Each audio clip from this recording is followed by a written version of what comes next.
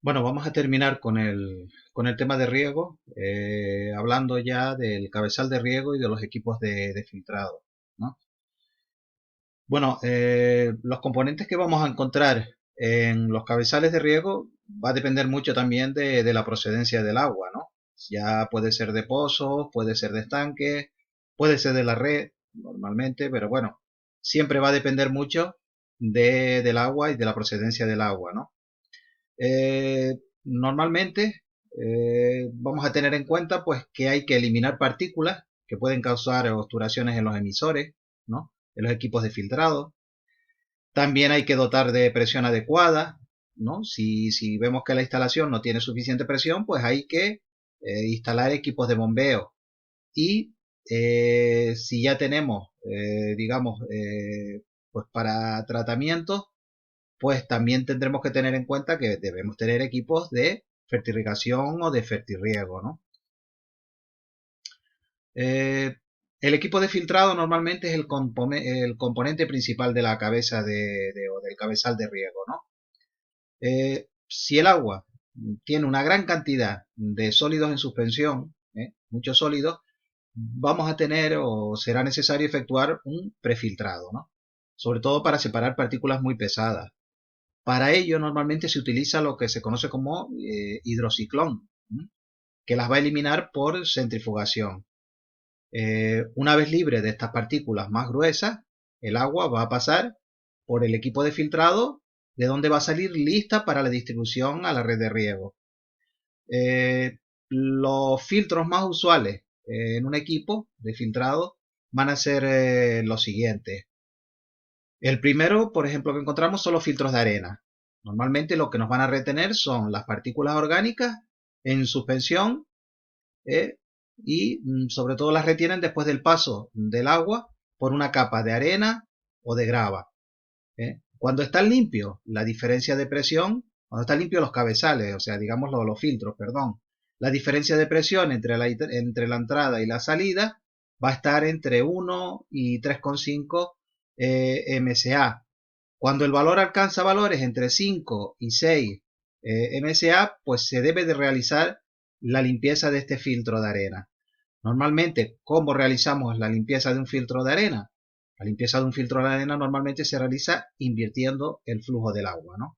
Entrará, digamos, al contrario. Entrará por la parte baja y saldrá por la parte superior. De esa forma logramos hacer la limpieza, digamos, de los filtros de arena, que es el primero que encontramos. Esto por aquí tenemos una imagen de un filtro de arena. ¿Mm? También podemos encontrarnos filtros de malla, ¿eh? Que son este tipo que tenemos aquí debajo y normalmente tienen esta forma dentro de la red de riego, esta que vemos aquí. Los filtros de malla van a retener todo tipo de sólidos en suspensión, digamos en la superficie de unas mallas de material no corrosivo, acero o plástico, en este caso por ejemplo es plástico, ¿no? Con unos orificios de muy pequeño tamaño. Todo esto, aunque nosotros no veamos, son mallas que tienen orificios de muy, muy, muy pequeño tamaño. Ya les digo, normalmente la forma que la encontramos digamos, en las tuberías o en todo el componente de riego es de esta manera. Aquí tenemos una, por ejemplo, que vemos un filtro de malla incrustado antes de dos llaves, ¿no? Después podemos encontrar también filtros de anilla. Los filtros de anilla que son de este tipo, nosotros los vimos, por ejemplo, en la visita que hicimos a los viveros en Mogán, tenían unos filtros de anilla. Los filtros de anilla traban todo tipo de sólidos en suspensión entre unas anillas ranuradas, como ya las vimos, ¿no? Agrupadas y ajustadas unas contra otras. Y también vimos que estaban insertadas en un cartucho, ¿no? O en una carcasa donde están dentro, se encuentran los filtros. Estos son los filtros de anilla. Recordemos, filtros de arena, filtros de malla y filtros de anilla. Y independientemente de la procedencia del agua, siempre que se vaya a instalar en el cabezal de riego un sistema de fertirriego o fertirrigación, a continuación siempre se debe de poner un filtro de malla o de anilla, sobre todo para los precipitados o para las impurezas del abono, que pueden ser retenidas. Así, digamos que el orden invariable siempre va a ser el siguiente, según el tipo de agua. Si el agua es procedente de un pozo, primero un hidrociclón, lo que hablamos el primer paso, sobre todo si existen sólidos en suspensión, quizá no existan, ¿no? Y no haga falta este paso. Después el equipo de fertirrigación y después un filtro de malla o de anilla. Después también tenemos el agua procedente de una balsa o de un embalse. ¿Qué es lo que pondremos? Un filtro de arena, un equipo de fertilización y un filtro de malla o de anillas, ¿no? También si tenemos el agua procedente de una depuradora de aguas residuales urbanas, tenemos que tener el equipo de fertilización y posteriormente también un filtro de malla o también de anillas, ¿no? Y el agua procedente de una red urbana, siempre lo mismo, un equipo de fertilización o fertirrigación y filtro de malla o de anilla. Para ver una red de distribución y de drenaje, normalmente todo este tipo de componentes tienen, digamos, lo vamos a llevar a lo largo de una red que va a salir a partir del cabezal de riego, ¿no? La conducción del agua va desde la toma o boca de riego hasta los emisores, para realizar o que se realiza a través de las tuberías de la red de distribución. Las tuberías que forman parte de la red de distribución, pues se suelen nombrar según su categoría. La primera parte, pues suele ser de la boca o la toma de riego. Después tendremos ya las secundarias, incluso las terciarias. Las primarias son las que están en la boca o la toma de riego. Después tendremos las, digamos, tuberías secundarias y las terciarias, que son las que reparten. Aquí tenemos un pequeño esquema de un cabezal. Vemos por aquí que verían las primarias, después las secundarias, incluso después ya tenemos las terciarias, que serían, dentro de las terciarias, muchas ocasiones encontramos los laterales donde van, digamos, los emisores, ¿no? Las tuberías que forman la red de distribución de agua, pues suelen estar fabricadas de materiales plásticos, ¿no? Normalmente ya lo hemos visto. Fundamentalmente, policloruro de vinilo, o sea, PVC, o polietileno, PE. Eso también lo vimos en la parte que vimos ya un poco de riego. ¿Por qué se utilizan? Sobre todo porque se tratan de materiales ligeros, de fácil manejo, tienen poca rugosidad interior y también tienen muy poca alteración ante los fertilizantes y otras sustancias químicas, ¿no? Por eso siempre se suelen utilizar estos dos tipos, ¿no? Ya lo decimos, PVC o polietileno. Las tuberías de plástico, normalmente que se emplean en el riego, se clasifican en función de varias de sus características. Por ejemplo, la presión, que hace referencia a la presión máxima de trabajo en la tubería, a 20 grados, presión de trabajo, el diámetro, que hace referencia al diámetro exterior, y también el espesor, que es el grosor del tubo que está declarado por el fabricante. Siempre, ya a veces nos tenemos que fiar, digamos, del fabricante. Las piezas especiales, que fue la que ya vimos anteriormente, son una parte importante de la redistribución. Se utilizan para conectar tuberías, cambiar el diámetro de estas, cambiar la dirección, todo este tipo de piezas, ¿no? También para realizar estas operaciones existen varios tipos de piezas especiales. Las que destacan, bueno, hay muchísimas. Acoples en T, codos de 45, de 90, casquillos de reducción, cruces, tapones. Bueno, aquí vemos, digamos en esta imagen, un montón de piezas especiales que podemos encontrar. Desde llaves hasta goteros, T, codos, bueno, muchísimas, ¿no? Después tenemos también lo que son los reguladores de presión.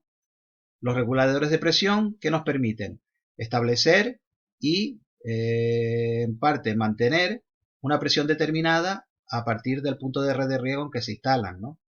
Estos pueden ser fijos para una presión preestablecida y regulable.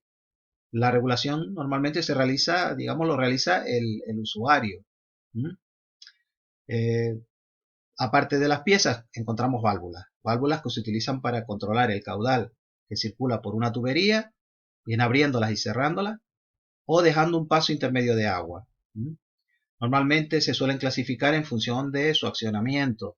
Pueden ser manuales, que son accionadas directamente por el usuario, vamos, una llave de paso normalmente, o bien automáticas, ¿no? Que pueden ser accionadas por dispositivos hidráulicos o electromagnéticos, ¿no? Las electroválvulas, pues, en este caso podemos hablar, ¿no? Las válvulas de accionamiento manual más utilizadas normalmente son las de esfera o de bola y las de compuerta. Esta sería una de esfera o de bola y esta sería una de compuerta. También, ojo, podemos tener o podemos ver también unas que son de mariposa, ¿eh? Que no, digamos, no son tan efectivas o no son tan usadas como las de bola. Este tipo son las más recomendadas sobre todo para caudales bajos, ¿no? En instalaciones que no presenten peligros de sobrepresión.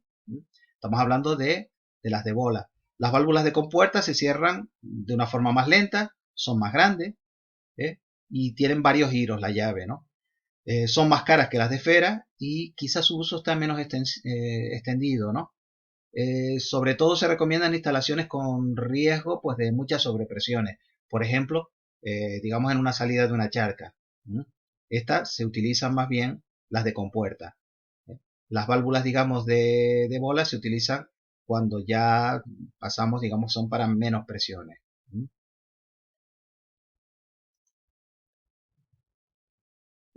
¿Quiénes son las que nos miden o qué elemento es el que nos mide la presión en los distintos puntos? Pues los manómetros, ¿no? Los más utilizados, los manómetros, pues los de tipo Bourdon y el funcionamiento suele ser normalmente mecánico, ¿no? Lo vemos, lo ponemos en la tubería y por presión lo vemos. Dentro del diseño de una red de riego, ¿qué nos podemos encontrar? Eh, el diseño de estas instalaciones lo que debe permitir es el aporte, digamos, de volumen de agua necesario para la planta, ¿no? Antes de empezar a diseñar, ¿qué tenemos que contar? Pues con toda la información de carácter agronómico, ¿no? Tipos de suelo, cantidad, calidad de agua, clima de la zona y las especies vegetales también que queramos instalar. ¿Qué ocurre con el agua una vez que llega al suelo? Normalmente lo que hemos visto es que cuando el agua sale del emisor, lo que va a formar es lo que se conoce con el nombre de bulbo húmedo, que es lo que vemos aquí en esta imagen, ¿no? Tal como se aprecia en este esquema, el agua lo que empieza es a desplazarse una vez que caiga la gota, se desplaza hacia los extremos, formando lo que se conoce como un saco o el bulbo húmedo de agua. En el caso de riego por aspersión, normalmente lo que intentamos es que sea lo más uniforme posible, ¿no? Los marcos más frecuentes en riego por aspersión, cuadrado, el rectangular y el triangular. En este caso vemos que el marco cuadrado lo vemos que la distancia entre los aspersores de un mismo ramal, lo que pone aquí DA, que está aquí, es igual a la distancia de los ramales DR, ¿no? Siempre lo importante es elegir un mismo tipo de aspersor, es lo ideal. Este se suele utilizar en zonas con poco viento. El marco rectangular, como vemos, la de A es mayor que DR, sobre todo en condiciones, digamos, donde el viento es, digamos, permanente, ¿no? A lo largo y que afecten algunas estaciones del año. Y el último, el triangular, donde hay vientos muy frecuentes. Aquí lo vemos, la forma que tiene. A ver, utilización o frecuencia de riego. Puede ser alta o bien baja, determinado por factores como tipo de planta, el tiempo, realización de riegos, etcétera. En general se recomienda con mayor frecuencia, pues en todos estos factores, cuando menos profundo sea el suelo, menos capacidad del suelo, etcétera, ¿no?